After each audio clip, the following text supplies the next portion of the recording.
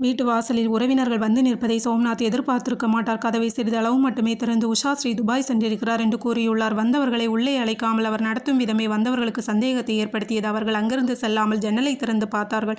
அப்போது வீட்டின் உள்ளிருந்து செத்த எலியின் ஆட்டம் வீசியது. உறவினர்கள் அருகே உள்ள காவல் நிலையத்துக்கு சென்றார்கள். சோம்நாத்தின் வீட்டில் செத்த எலியின் வாடை வீசுவதை பற்றியும் உஷாஸ்ரீ எங்கிருக்கிறார் என்று மர்மமாக இருப்பதை பற்றியும் புகார் தெரிவித்தார்கள். புகாரை விசாரித்த காவலர்கள் சோம்நாத்தின் வீட்டிற்கு வந்தார்கள். சோம்நாத்தின் வீட்டு கதவை தட்டினார்கள். கதவை திறக்கவில்லை. உடனே உள்ளே உடைத்து கொண்டுதான் உள்ளே சென்றார்கள். பேரதிர்ச்சி. இடியன் அவர்கள் தலையில் வந்திறங்கும் என்று அவர்கள் அப்போது எதிர்பார்த்திருக்க மாட்டார்கள். துர்நாற்றம் வீசும் அறையில் இருந்து இரும்பு பெட்டிகள் தென்பட்டன. அதை திறந்தபோது 22 டிபன் பாக்ஸுகள் உள்ளிருந்தன. மருத்துவர் சோம்நாத் பரிதா அவருடைய மனைவியை ஜூன் 3ஆம் தேதி கொலை செய்துள்ளார்.